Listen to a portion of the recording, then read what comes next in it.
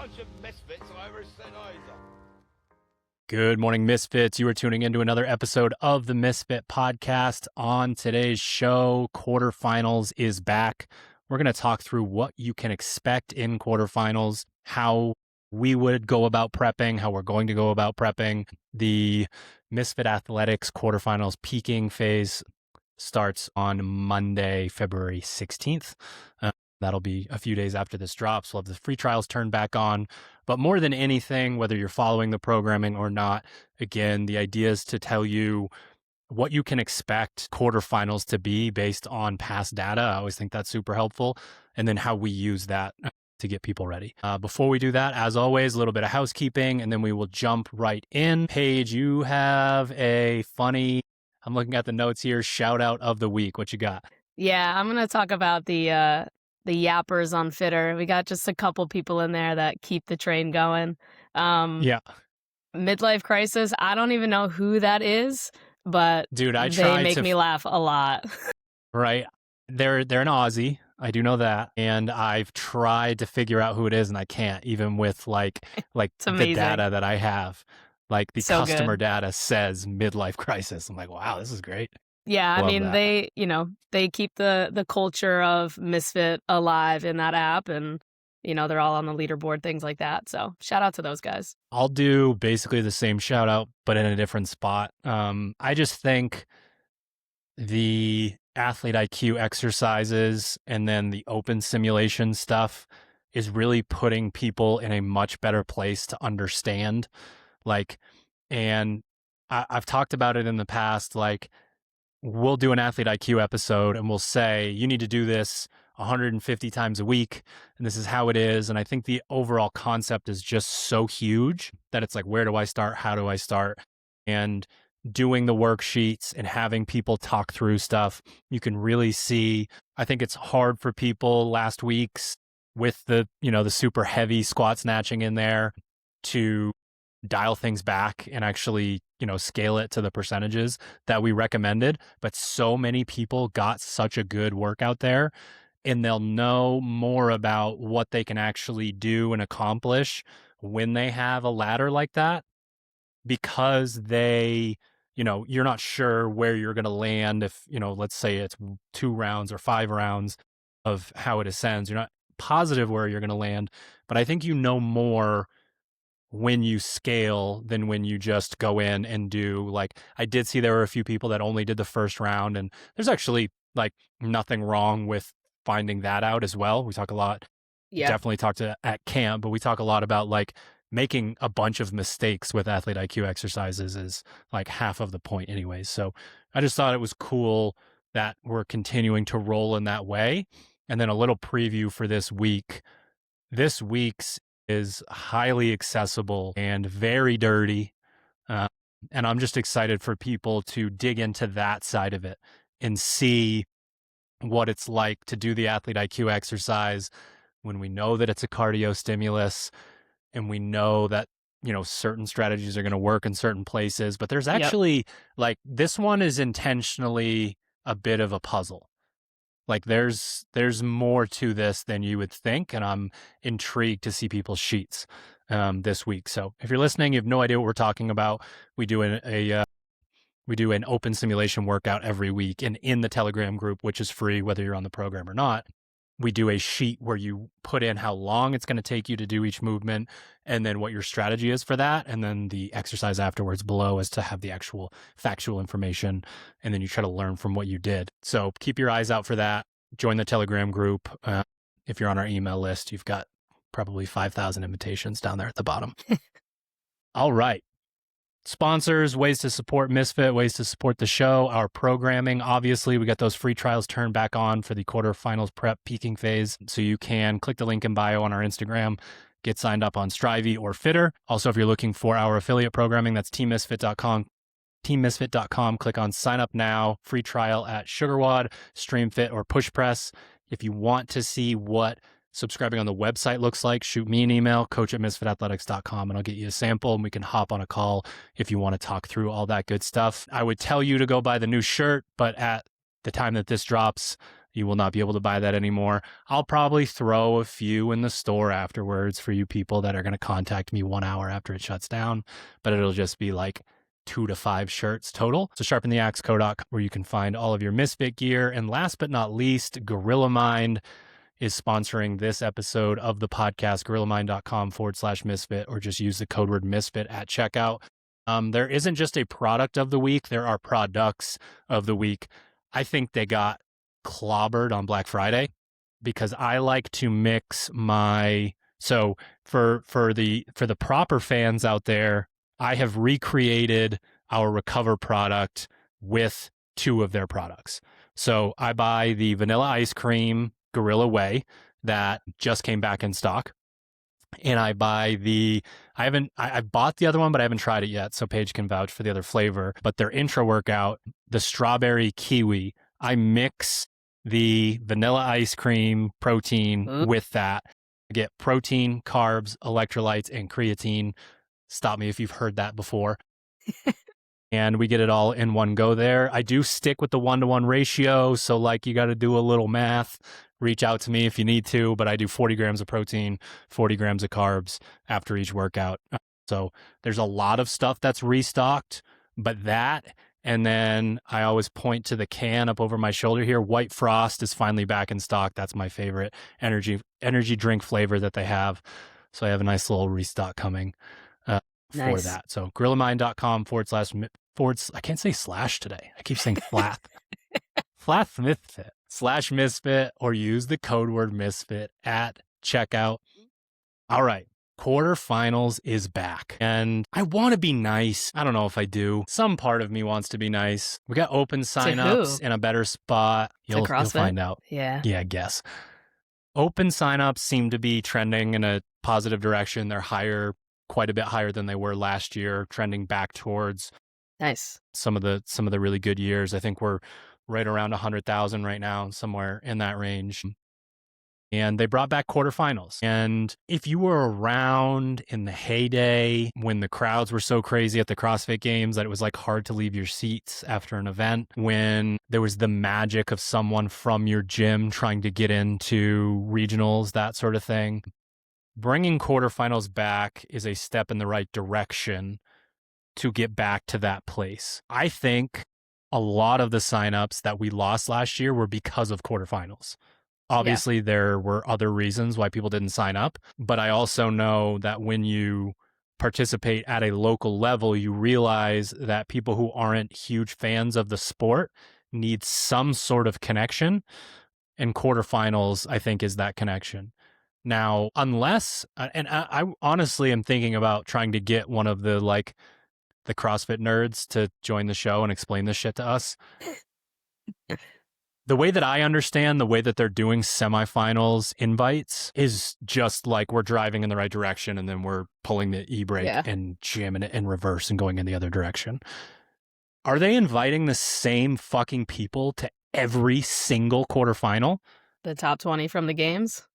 That's what and it looks it's just as bad if you guys have not explained it properly, okay? If I'm missing something, I shouldn't have to DM Brian Spin and be like, hey, you've read every word of everything and seen every video. Can you explain this to me? It should be very obvious how this works. And at this point, it's become such a joke that this stuff isn't obvious. So as far as I can tell, they're inviting the same people and they're doing the backfill thing that they did last year, where if whoever qualifies, say out of Mayhem's early, there's a few others that are early, they cannot go to Syndicate or whatever. I do know that that's part of it. But like last year, we had an athlete who was invited like 5 or 6 days before it started. And I know that they moved the online afterwards and that's going to help some of this stuff. But like, if you guys want to get back to a place where, because right now, like Syndicate last year had plenty of stars on the men's and women's side. There was nobody there. That place was empty. Right.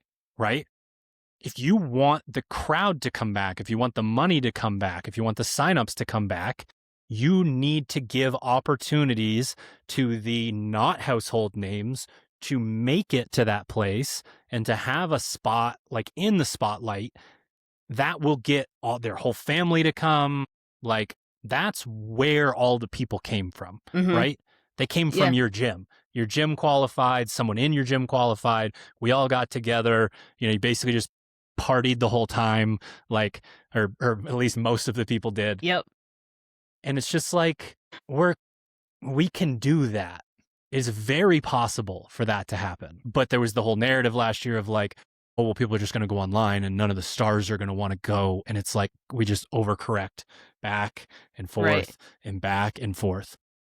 So I don't know how you feel about it. I either want a really clear explanation from somebody that's actually in charge of this shit, or you guys are doing it wrong and you need to fix it. Those are the only two things that I can think of. It's funny you mentioned that. I don't know if you saw, like, Barbell Spin did actually put out a video today talking about how, like, in-person semifinals were like, bring it back to like the local regions, because that's how you get people to show up, is you have athletes that are qualifying from that region and people that they know that want to go see them there.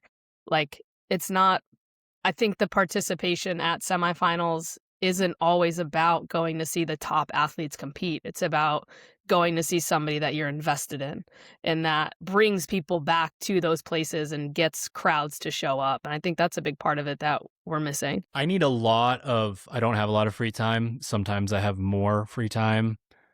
I don't have enough to wade through the like gossipy chunks. Yeah. Of all those videos. Like, I'm sorry that I don't care. I'm just not like the target demographic for that. Yeah. And again, maybe if I had more free time, I would be into it. I'm very into the community. But like, I'm just frustrated because I know the people that are going to drive the sport and the future of the sport are people that you don't know very well yet. And they have no clue how they're going to get to a certain spot, when they're going to go, when they're going to get invited. Like, give people a very clear, like, this is how this works. Right. And when you put it in the hands of the promoters, they're going to be like, oh, we need to get these big names here. Listen, I've been to a lot of competitions with big names and nobody in the crowd, right? So it's not all that. Right. That's not like the entire picture. So and that's, I mean, that's my rant. Yeah. How are you supposed to be a athlete coming up in the sport if you don't have access? Like, you invite these athletes who have these high level sponsors that have the money to go and do these things. Not everybody has that. So it's like, right. Again, those local competitions, or the ones that are within their regions, are the most financially feasible to get to. So we just make that a lot less accessible. Well, and back in the day, there were more people qualifying. So like, Northeast males, like, it was Fraser and Vellner, and then who knows, like that kind of thing. Now you're only sending 2 or 3 people, and it's like, it's just like, just to use an example of somebody who's not actually competing, like, is Tia just going to be at every competition? Like, what? Right. So there's no spots available, like that kind of thing. So I just don't think that you're going to build that like depth of farm system. Like, those people that don't believe that they're going to have a chance are going to quit. Mm-hmm. Like, people with that level of ambition that don't know where to put it, they're gonna find something else. They're gonna go to High Rocks. They're just gonna go to some other place. They're gonna put it into their professional career, whatever it is. Yeah. So, right. I did not mean for there to be a full 10-minute rant on this topic, because I am very excited that it's back, and I do think that like the top 2,000 in the online semifinal is really cool. Yeah. But the in-person thing's got to be figured out, or I do not understand, and I need someone to explain it to me like I'm a 5-year-old. All right. Quarterfinals is back March 26th through the 30th. It is the top 25% from the Open. The top 2,000 from quarterfinals advance to online semifinals, which is June 11th through the 15th. Top 400 in the 35 to 54 divisions, and then top 300 in the 55 plus and teen divisions. The age group semifinal is May 7th to the 11th, so not as long of kind of a runway there. In 2021 to 2023, they did 5 workouts. 2 of those 3 years, one of the workouts was a lift. So 4 Metcons and a lift, and then there was another year where they did not have a lift. 2024, there were only 4 workouts, and one of them was that clean and jerk. Yeah. with 10, rest a minute with the ascending ladder, that kind of thing. Durations. 59% of the workouts are short. We're going to talk about that quite a bit. Yeah, yucky. We've done we do the CrossFit Games recap episode where we talk about how a lot of the fluff is removed from workouts. And I think that's part of what's happening here. You're going to get a very similar score in the 5 to 7 minute range as you are in the 9 to 11 minute range. Kind of the high end of short, the low end of medium. And I think that's what's going on here. And there is a lot of gray area when it comes to a competition like this, because it's rare that the best in the world and the 2000th best in the world, or it's not even that, that's semifinals, all the way up to 25%. That gap is so massive. So 24% are medium. A lot of the short ones bleed medium for the intermediate athlete. So I'll just kind of put that out there. 18% of them are long. 96% of them are for time. They could be a little bit nicer and give you those short AMRAPs, but you're not going to get very far. So they let you bleed medium without a lot of those time caps are, we're going to let you try to do this workout, which is probably smart. And then I don't know if I already said 24% are AMRAP. Style, it all has gray area. So I'll just address all of it as we go. 37% triplets, 32% couplets. A lot of those include the kind of thing where they rotate from kipping handstand push-ups to strict to chest to wall, where they go from toe to bar to chest to bar muscle up, etc. Monostructural 5%, that's just the one clean and jerk workout. It's enough conditioning that I wouldn't consider it a lift. You had to be fit to do well. And I'm definitely a fan of tests like that. Chippers, 16%. So I throw some chippers in there for sure. And then 11% are lifts. And again, that does not include 24.4, which is the clean and jerk ladder. Stimulus. So this is gray because we invented these words. And it depends on how fit you are. So we can essentially establish a spectrum where on the left side we have cardio, in the middle we have gas, and on the right side we have muscle endurance. Cardio is basically unbroken, quick transitions. You just do the workout. You just go through it. Gas is a workout where you're strategically breaking it up, or it breaks you because you're breathing so heavy. And then the muscle endurance workout are where you are stopped, or you stop intentionally because physically you cannot do the movement. The muscle contraction's not going to be there.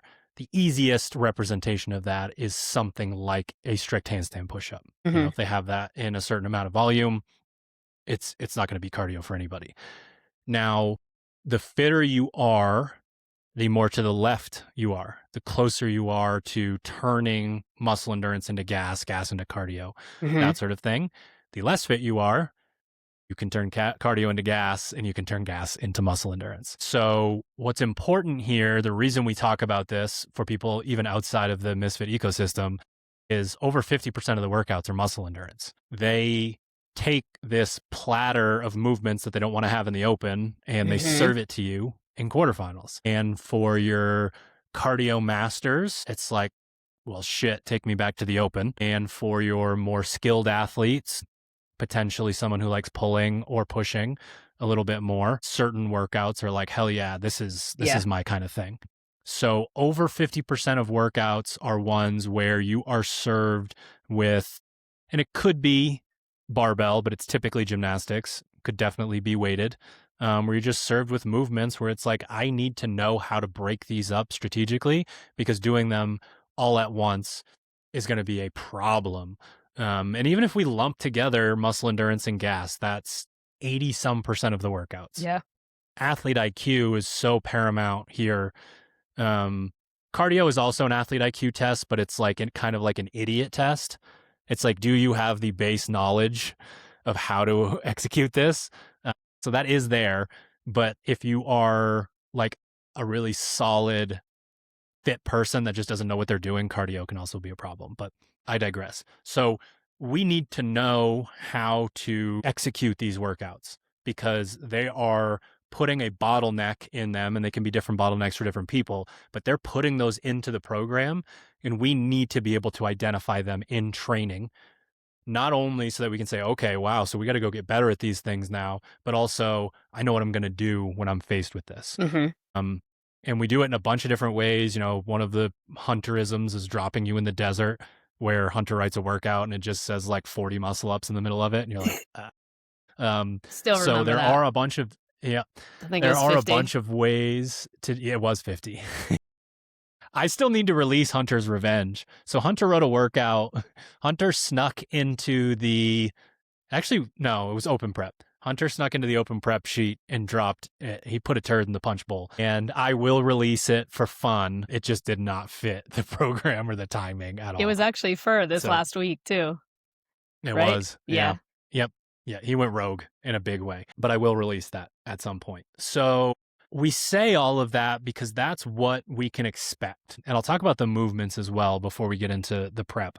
But you got to know what these things are so that you can practice them, so that you can be reminded that you guys probably still have videos and data on old workouts that you could go access, which could be really helpful in prep and actually executing.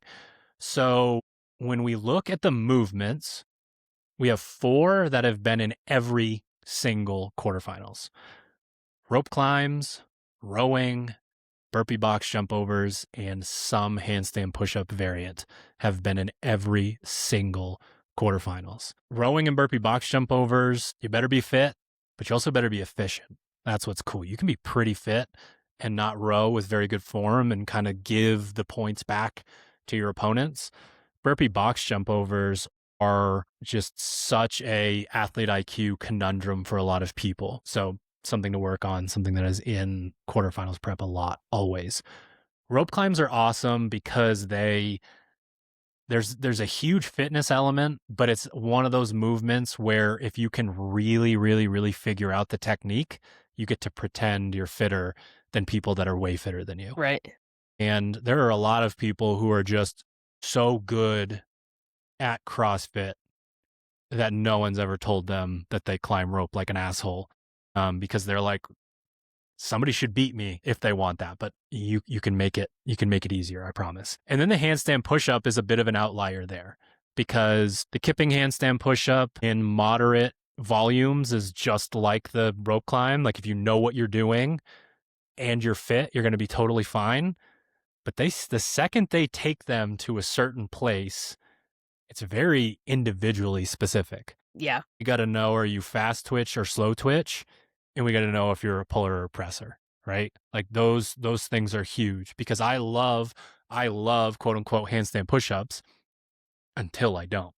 Like I am a pusher, but I'm also fast twitch. So it's like, if you give me a short workout with these and the volume's kind of in the middle, I'll annihilate the workout.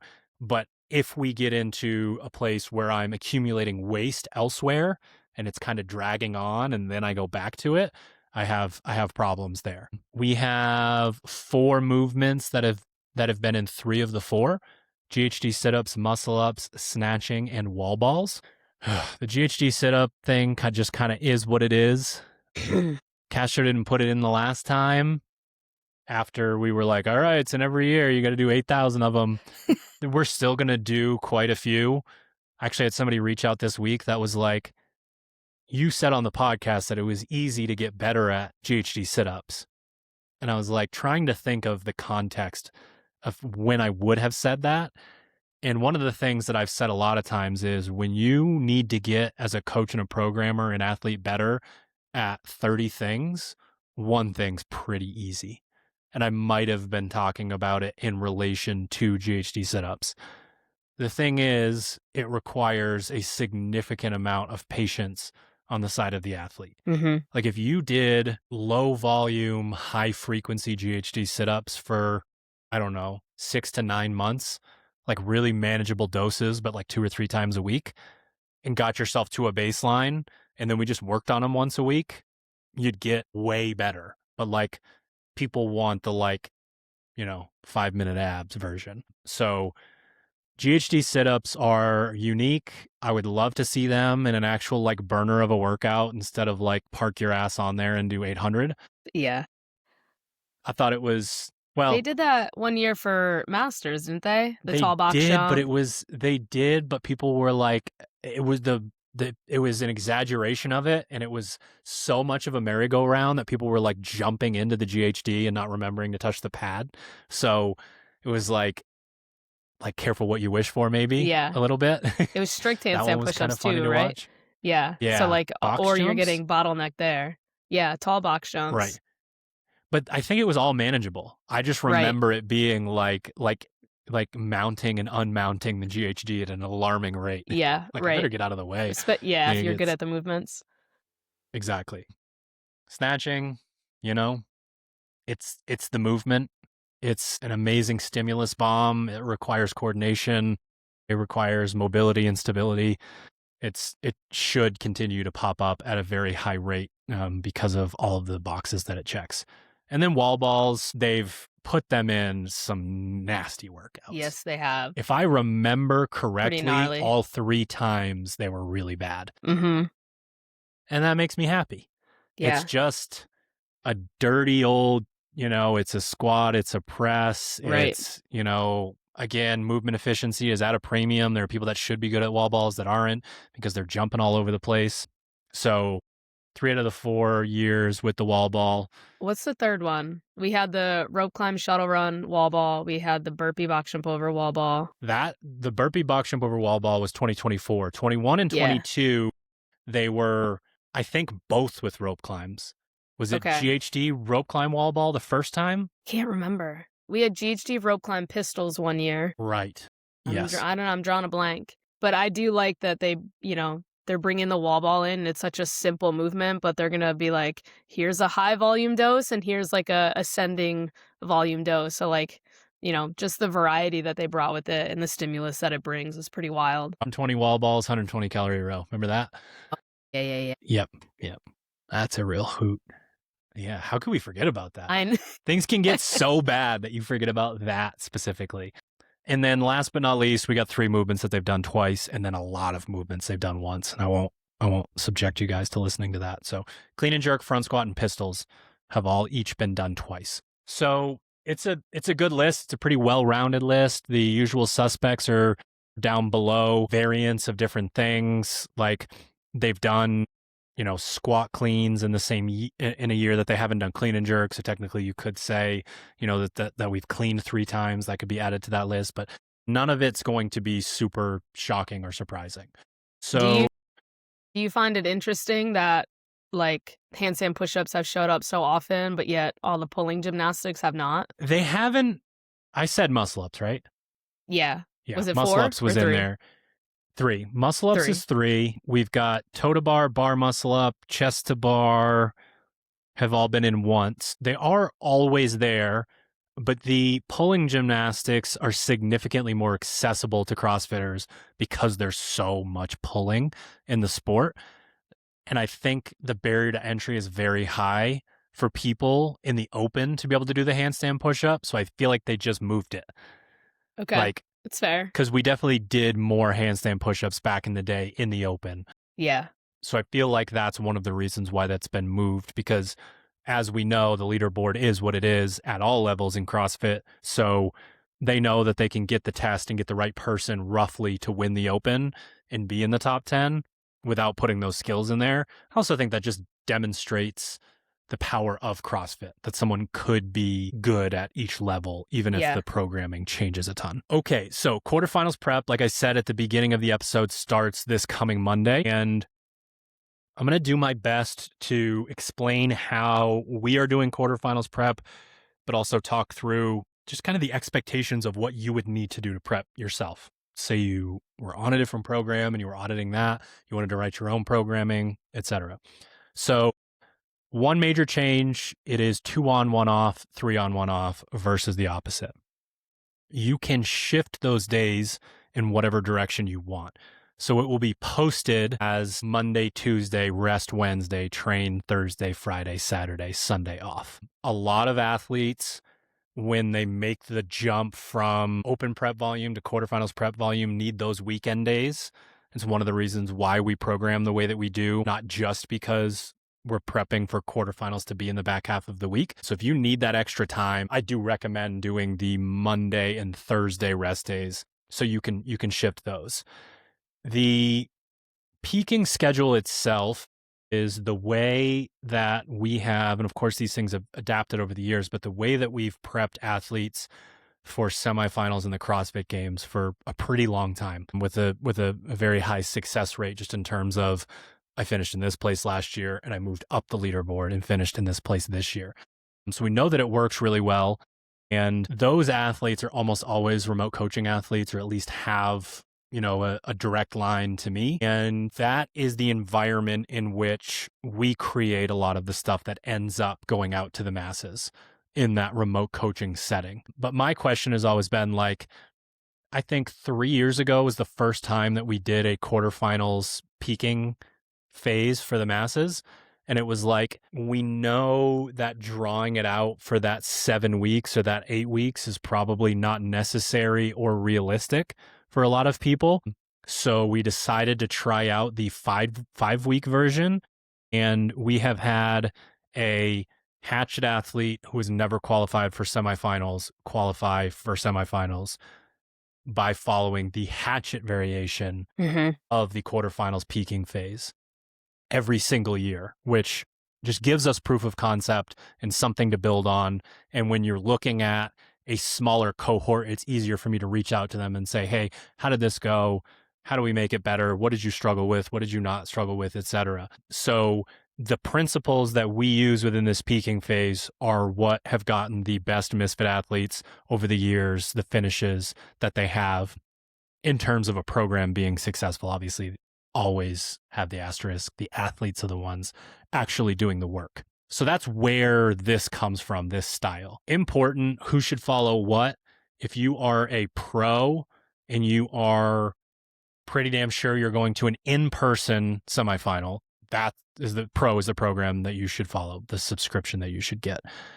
If your goal is online semifinals or like a Hail Mary to get to the in-person, you should be on Hatchet. So basically everyone should be on Hatchet. There are instructions every single day for the Hatchet open athlete, and you should follow those instructions on the program if you don't think you're going to advance, or you're like, maybe, we'll see. It's kind of a coin flip. I'm on the fringe there. Yeah. Because execution and intensity is going to do way more for your ability to get to quarterfinals than adding a bunch of volume. Adding a bunch of volume is just not gonna Right. do a whole lot for you. So here's how the 6 weeks play out. Weeks 1 and 5, the beginning and the end, are the lowest volume that we do. There is an insinuation that you better be getting after it in the lowest volume. And we don't just start there for the intensity. We also start there for the habits. And we've been doing the habit stacking exercises in Telegram because that is the expected behavior in a quarterfinals prep peaking phase, in any peaking phase. Like, you start out and you're setting the tone with the energy that you bring to your lifting and your accessories and your skills. You're setting the tone with the intensity that you bring to conditioning. And then you have more time outside of that than usual to work on warm up, cool down, mobility, sleep, nutrition, recovery, athlete IQ. Do I need double sessions? That sort of thing. So we are doing that in week 1 because you're just going to add a little bit of volume at a time as you go. And maintaining those behaviors as you add volume is paramount. On the back half of it, execution is everything. So if it's week 5, we are a week and a half out from quarterfinals, and quarterfinals does not have high volume. We just said it's the 26th to the 30th, and you can expect 4 or 5 workouts. Quarterfinals is execution at an extremely high intensity. So we are presenting the fittest version of ourselves that we've had the whole year thus far in week 5, and we're smashing workouts and we're executing, and then we're leaving and recovering because that's what we need to do in quarterfinals. Weeks 2 and 4 are moderate volume, and then week 3 is hell week. Week 3 should feel like too much volume. Mm-hmm. It is very intentional. There is a ton going on in terms of the adaptations that you're making. We are overreaching in search of super compensation, but your ability to execute when you don't want to with the limited resources tells a different story to yourself about yourself. I can do this. Are you kidding me? Another zone 2 row? Are you insane? Fuck you, I would me. rather do, fuck you, me. I would rather do triple Fran right now than sit on that stupid thing and get more blisters on my hands. I've told this story a lot of times. I got into the zone 2 rowing game for a while. I asked a collegiate rower how the hell I could fix what was going on with my hands. Do I wear gloves? Do I tape it? Like, my hands hurt all the time. And he was like, you just keep rowing till it doesn't hurt. Like, Don't be a little there's bitch. there's nothing you can do. You will get used to it. You haven't gotten used to it yet. Like, end of story. I was like, damn. All right. Ever. Good to know. Right. All right. So again, weeks 1 and 5, lowest volume, 2 and 4, moderate volume. Week 3, right in the middle, is Hell Week. That is our peak volume there. And then we end week 6, taper and showtime. You guys will have a template on how to taper. And if you follow Misfit Athletics, you will be following an RX or scaled version of quarterfinals during quarterfinals. This is what we aspire to. This is what we are shooting for. And you always, if you are on comp, have the backup of GPP if you need it, if you're, salty and don't want to do that. Before we jump into, we have to talk about navigating this during the Open, which is its whole beast. What can you tell the listeners about prep, about like how you thought about it, what your experiences were like? You've just been through basically every iteration of a comp prep we've ever written. Yeah. I mean, what I can tell you from like a feelings perspective, because again, like most athletes that I talk to, it's like everything that they've experienced, I've gone through the emotions, the highs and lows of it all. One thing that doesn't change is like the intimidation factor of looking at the first week of a prep. Like there's always like that one workout that you're like, that gives that oh shit factor of like, oh, we're in it. And like we're in it for the next 6 weeks, 8 weeks, whatever it is. That doesn't change, and you have to embrace that. So that's like my one piece of advice for, everybody that's about to tackle quarterfinals prep. You have to embrace the fact that it's going to be a little intimidating, and you just have to be like vulnerable enough to put yourself out there with it. But I mean, I've gone through 8-week preps, 6-week preps, and like I do like the lower, like the 6 week, because it's like, I know for myself at some point within an 8-week prep, whether it was for the games or for semifinals, there's always been a point where I needed a deload, whether that was just like a long weekend of a deload. And that usually would come like after Hell Week. So like after, whether it's week 3 or week 4 of Hell Week. So what I like about the way that we peak and then we descend is, kind of what we talked about was the execution, the intensity factor of like, you get into Hell Week and you're overreaching, and it's really hard to bring intensity into the things that you're doing, and your mind wants to start playing tricks on you. But when you're coming back down that mountain, it's like you almost get to a point where you're starting to feel a little restless because you don't have that, that added volume in there, but you're able to put so much more energy into the training pieces that you are doing. Like, another piece of advice I would recommend is when you are in week 1 and it's the lowest volume, don't try to add more. Just be patient with the fact that you have minimal pieces to do, and really, really learn how to execute on what's given. One thing that's funny, that's a little psychological, that I've found is quite a few athletes, aside from like the volume monsters, are like, they look at week 1 and they're like, this is low. That too, and then they're in week 5 and they've already done all of the volume and they're like, this is too low. Right. And it's funny because it's basically the same thing when you get there. But when you come back down the other side, it's funny. Some people feel good right at the end of Hell Week. Some people feel good a little bit during week 4, feel the best in week 5, that sort of thing. So that side of it definitely does change.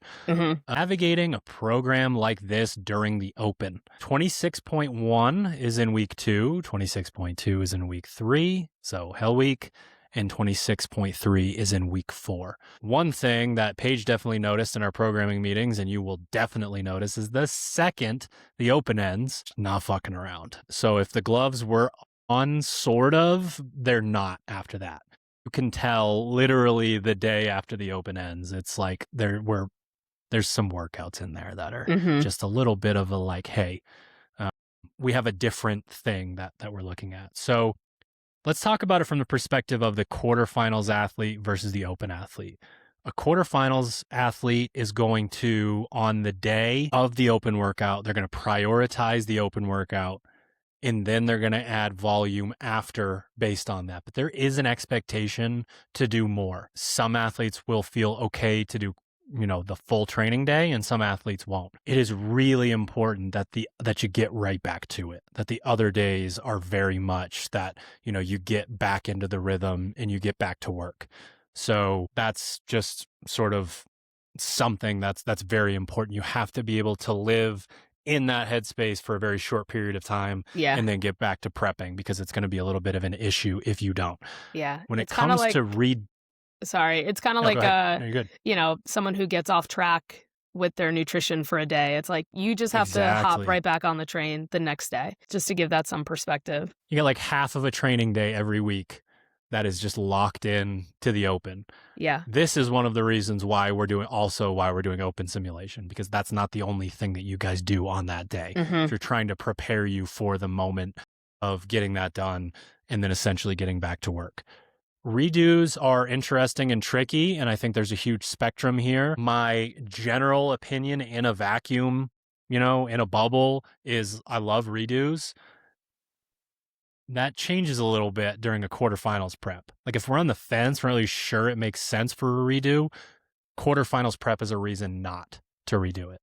But if you feel like you bombed it, if you felt like you went out too hot, if you left too much on the table, then we're probably going to try to slot that in on Monday, if that's what your training schedule looks like. But there's so much nuance here that it's one of the main reasons why the Telegram group exists. Like, get in there and ask questions about when you would redo and how you do certain things.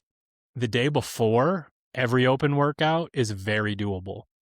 Like, it's not quite a primer day, but it's a primer day in disguise. For open athletes, there will be a PDF download of a primer day every week in Telegram, and it'll tell you that in your instructions.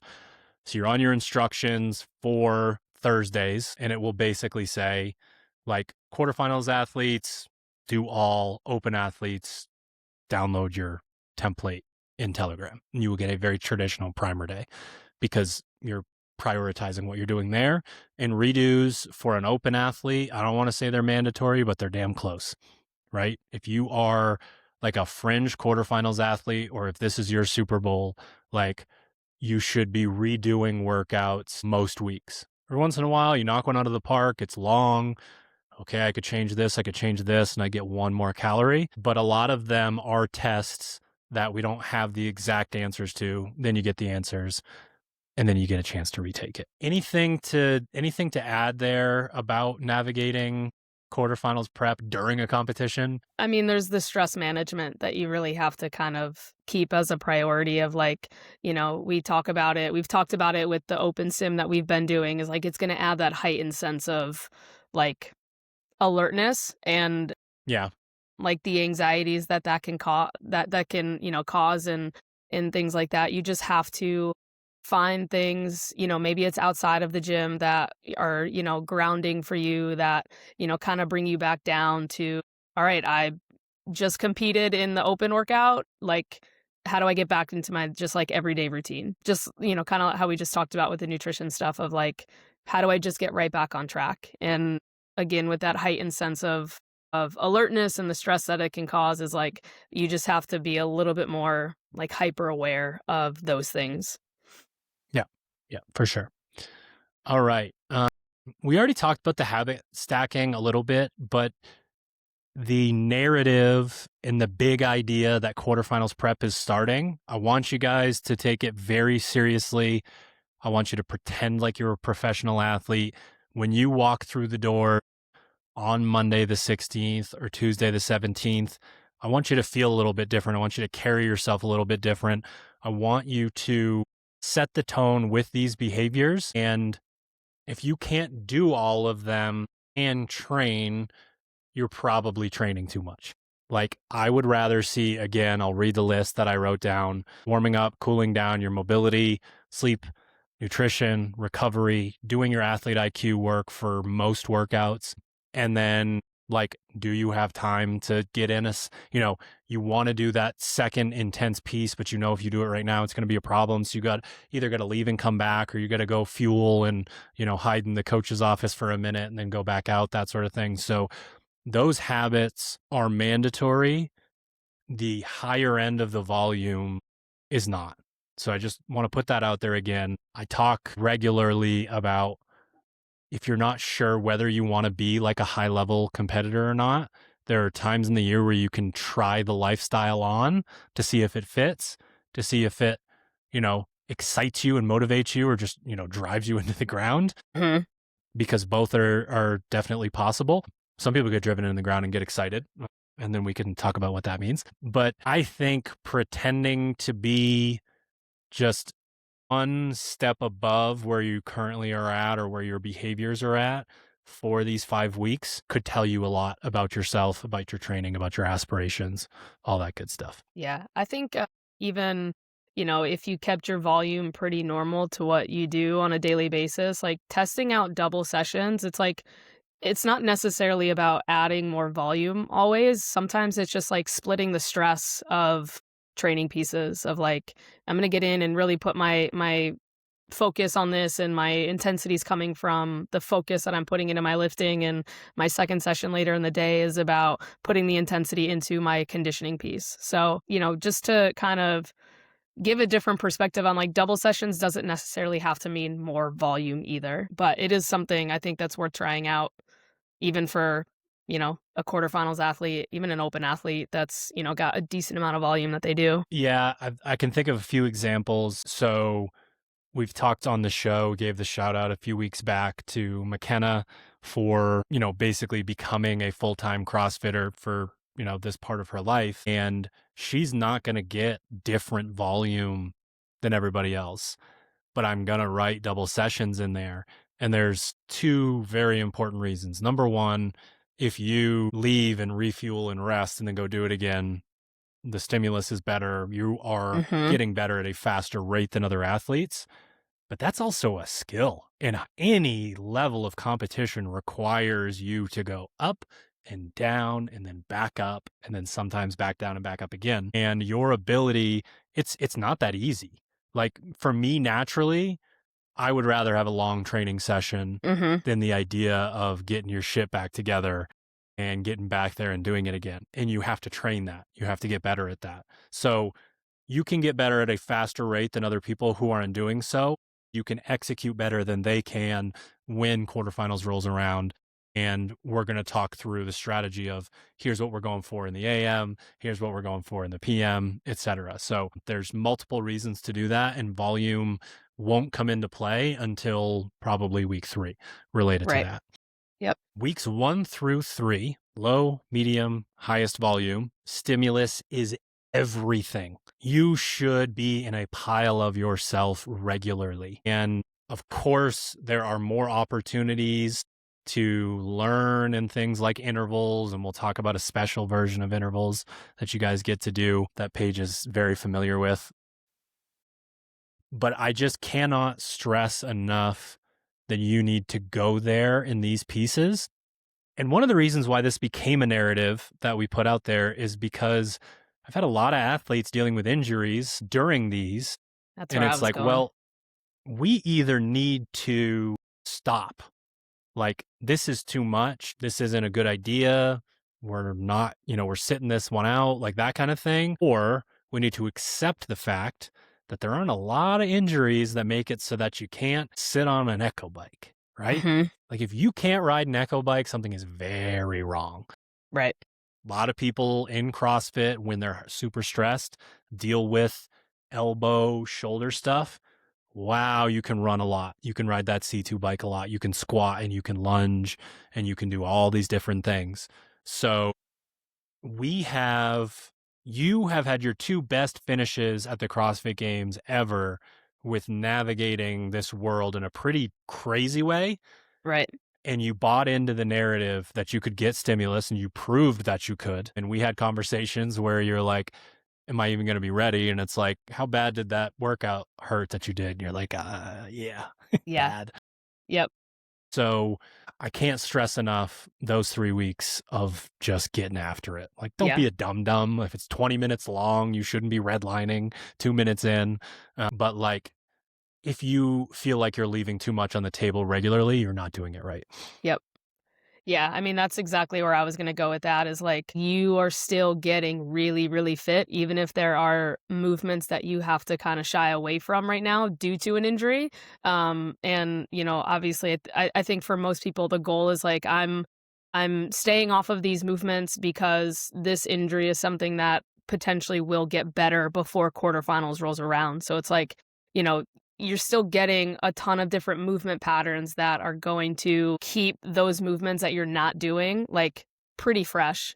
It's pretty like again from experience, it's actually pretty mind-blowing that you can skip out on ring muscle ups for 4 months and all of a sudden you're out doing a set of 12 and it feels like you've never left doing them. So, you know, if that is you, if that resonates, like, you know, reach out in Telegram too, because we can also help direct you as to like how For to sure. approach the training pieces if you are dealing with an injury. Yeah. Stimulus is king because GPP is king.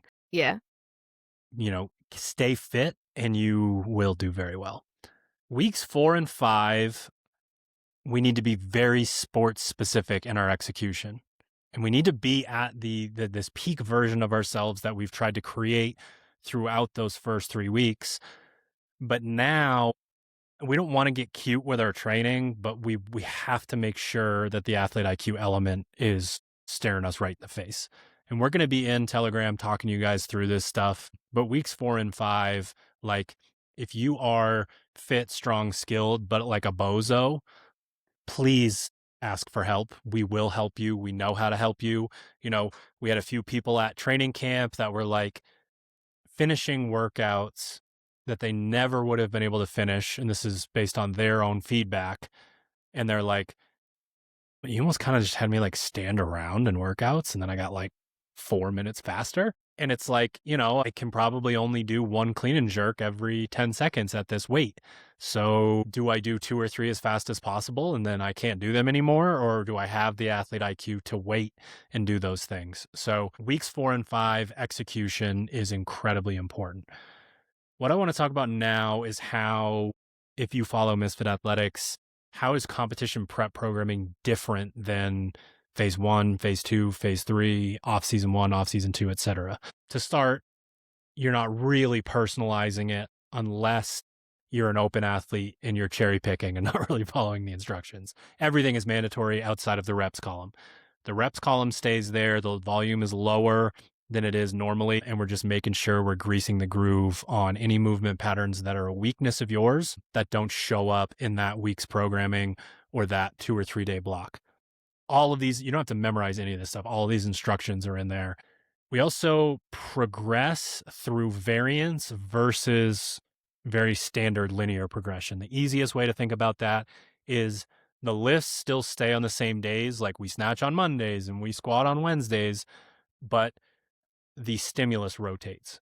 So it's not like 5x5 at 70% and 5x5 at 75% and 5x5 at 80%.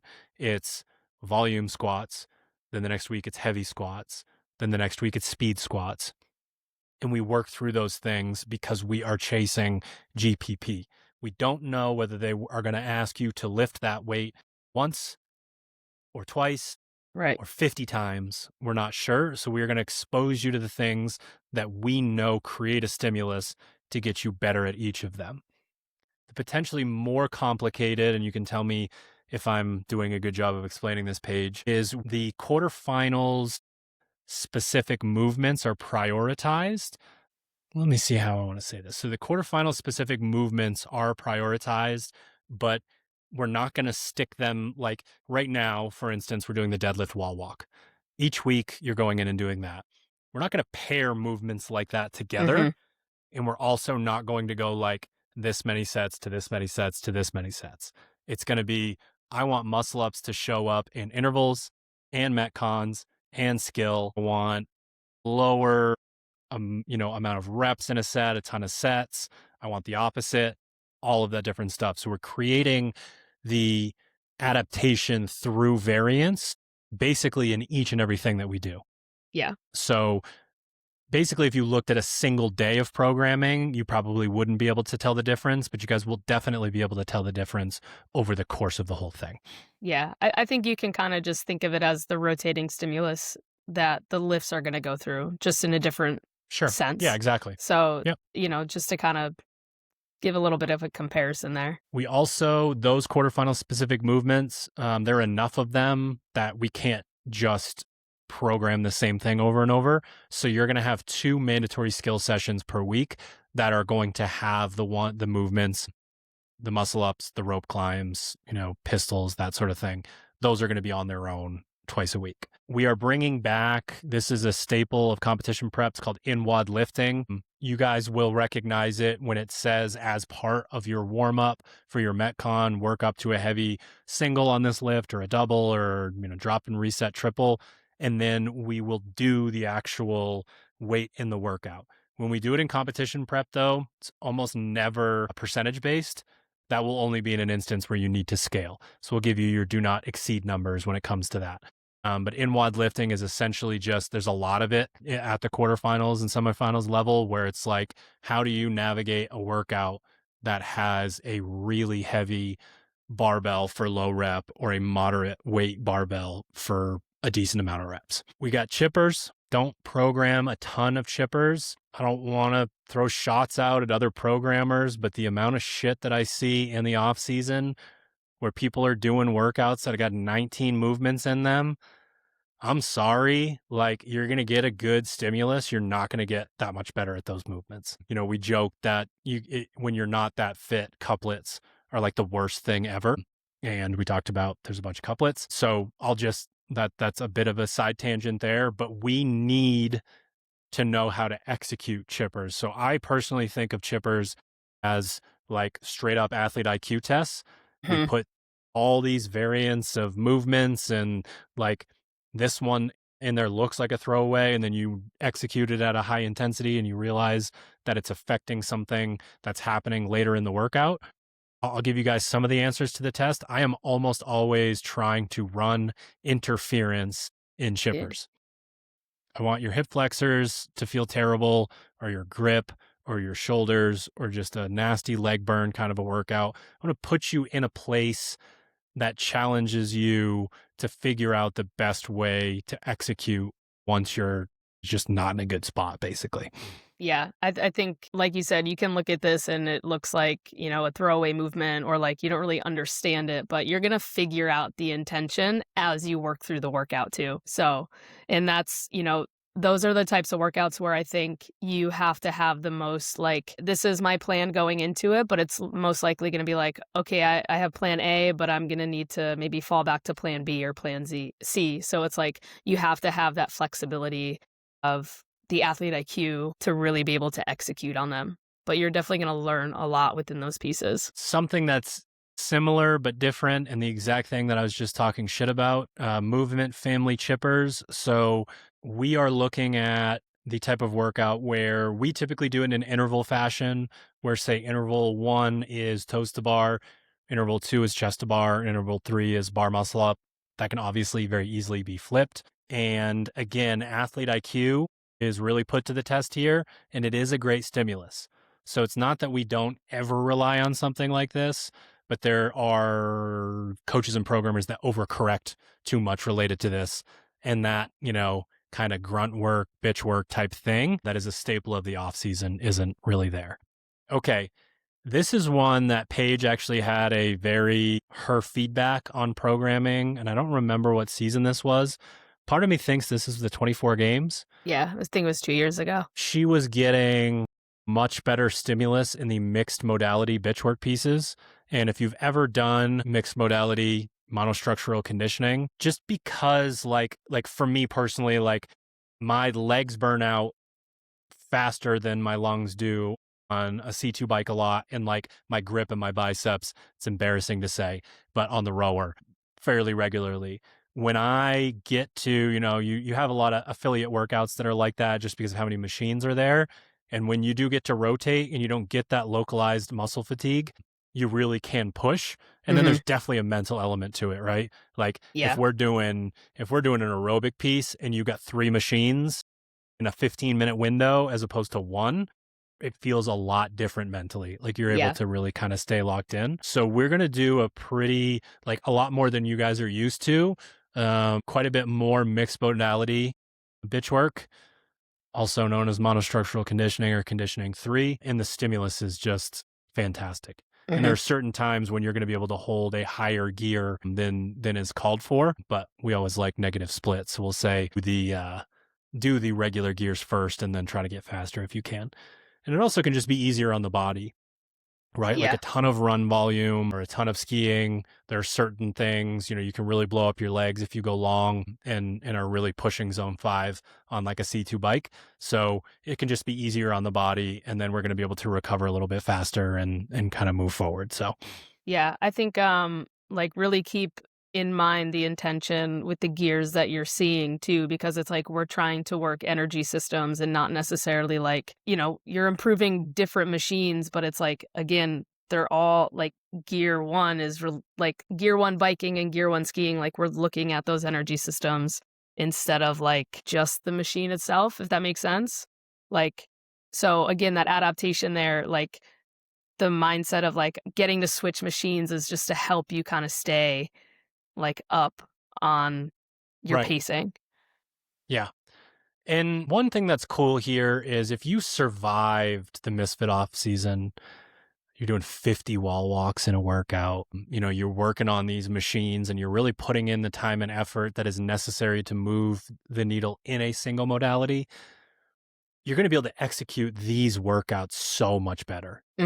And we put you through that because we know that it works. You could follow a program that did this year round and you would have a pretty good level of GPP, but it'd be really hard to get better at weaknesses. You'd kind of just stay stagnant related to that. So you have earned the right for the workout to feel easier and put you in more of a hurt locker simultaneously by doing what you guys have been doing, what you're currently doing. Last but definitely not least, we have sprintervals. Sprintervals came from the conundrum of athlete IQ in finals style workouts. So we get to, honestly, they've been in quarterfinals. We've had plenty in quarterfinals. We've had the snatch, box jump over. We've had the row, snatch, burpee, box jump over. Yep. You could say that the clean and jerk 24.4 kind of had that feel a little bit.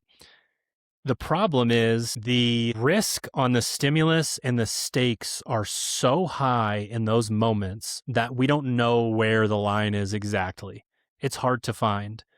And I don't even fault the athlete or the athlete IQ here because it's like, okay, you have that heightened level of adrenaline. It's also the last workout, so you're probably beat up a little bit. And like, they almost always have a gymnastics element that is like, you could go unbroken if you wanted to. Should you? And it's hard to kind of find out. And there were athletes that followed our programming that historically did not do well in this style of workout. So I tried to create the high risk stimulus and a low risk environment by doing multiple rounds. So we started out probably more than anything doing 3-rounders. I think the 2-rounders are definitely beneficial because sometimes sprintervals are a little bit longer than others. We had the year with the bike sandbag toe to bar. That one required quite a bit of athlete IQ at the semifinals level. So basically what we're looking at here is repeated rounds of one of those finals. You almost always do a machine and then a gymnastics movement, and you end with a weighted movement. And we're going to do 2 to 3 rounds of it with a ton of rest. And you're going to get to try different strategies. and you're going to rest enough for those strategies to actually be valid. So you have, it's like, there's almost always, it's usually pretty obvious. Like, I'm going to go a little bit too hard at the beginning and see what happens. I'm going to go unbroken on the gymnastics. I'm going to see what happens. And I'm going to like be the person that passes everybody on the weighted thing at the end, that sort of deal. So high risk stimulus in a low risk environment is what we're searching for with the sprinter rules. Make no mistake, when you look at them, you are supposed to be going very hard. Yeah. If we're going to give you 5, 6, 7, 8, 9, 10 minutes rest, you can probably infer what we're trying to accomplish with that. But we'll just not mince words at all here and say, like, we expect you to be in a very rough spot. And there's usually not much volume surrounding it, or there's just like zone 2 surrounding it. And that's another nod to just being like, this, you need to make this feel like you did a lot, even though it's 2 or 3 rounds of something that's 1 to 3 minutes long. Yeah, this is the type of like training piece where it's like, you don't want to feel like you left anything on the table. And like, this is to help you kind of get that experience without being in a competition setting. And I think what I like too is it's planted right on day 6 of a training week, which is, again, last day of quarterfinals. You're beat up after a 3-day weekend. Like, you're going to also get that type of feeling as well of like, okay, how can I execute on this when I feel like shit? Yep, for sure. And some athletes are bad at both, but most athletes either understand how hard can I go for a long time, which is definitely a skill, right? Like, 20 minutes, 25 minutes, 30 minutes is so long to know how to flirt with that line and not go over it, or at least not go over it too far that you can't recover in some portion. This is the inverse of that. Like, how hard can I go for a short period of time? And the insinuation for a lot of people is going really hard, but there are unfortunately a lot of people, especially at a high level, that are sick of going hard, that are like, I don't wanna, because they know how bad it's going to be. They've developed the machinery to put themselves in a place. Like us normal folk, me and the people listening, like, you don't want to know what the paces are and the sets are. It's dirty business. You know, it's 800 watts here and it's double digit muscle ups and it's, touch and go snatches over your 1 rep max, that kind of thing. But it's hard to know because you can, like, everyone's, just think of a 500-meter row. It's 90 seconds long, give or take, plus or minus 10 seconds. For almost everyone out there, you can go too hard in a 500-meter row. Ouch. And then you can definitely go too slow. Like, yeah, if you're not in real rough shape after a time trial that's related to that. So you would think it's simpler. It's not. I think a pretty decent way to approach it is like when you do look at these sprint intervals, it's like, I know for myself personally, there's always a question that pops into my head of like, can I do this movement in 2 sets? Or like, there's something that pops in my head that I'm like, I don't actually know if I can. So I'm going to try it in this training piece. And that's, again, you're going to get data from that and you're going to be a better athlete for it. Yeah, for sure. So that's a lot of information. It's a very dense episode. How does this whole system work? How does, what can you expect? How should you prep for quarterfinals? What I'm hoping that we get out of this is people are excited for quarterfinals prep. It's an exciting time of year, not being bogged down in, you want me to squat snatch how many times again, that kind of thing. And just knowing that every single thing, if executed with intention, is a stimulus bomb, and you can get a ton of stuff out of it. And if you are already a misfit, you've earned the right to train this way 4 or 5 weeks. And if you, right now, I don't know how many people are like super, super active in Telegram. I would say it's less than 50 people.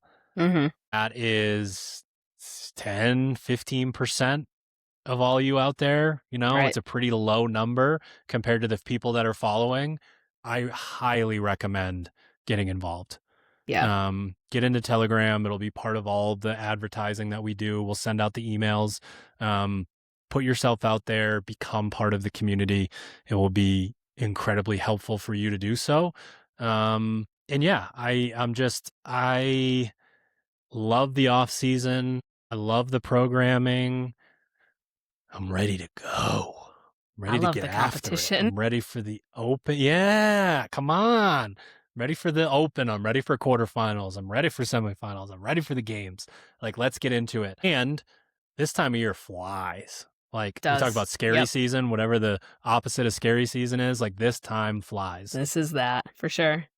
It is. And we've got some time. We don't go straight into the opens. We're going to be able to do content to help you guys suss more of this stuff out as we go. But I hope everybody's excited. Again, link in bio on the Instagram to get signed up on Strivey or Fitter. I will say most Misfits are on Fitter. That's where you're going to find more of the leaderboard. Can be challenging because maybe one of the interfaces is better than the other, but one has more people on it. So go into Telegram, talk with people, make your decision on that, get your free trial. Yeah, any final thoughts on your end? No, I mean, stimulus is king. And when you look at that first training week, if it brings excitement and intimidation at the same time, then you have the right feelings going into this. You're in the right spot. Yeah. Hell yeah. Did we do it? We did it. Thank you for tuning in to another episode of the Misfit Podcast. And thank you to our show sponsor, Gorilla Mind. That vanilla ice cream whey and the white frost Gorilla Mind energy drink, saving my life currently as a business owner, father, etc., are available at gorillamind.com. And if you use the code word Misfit, you save money and you support the podcast. Sharpentheaxeco.com to get your gear. See you guys next week.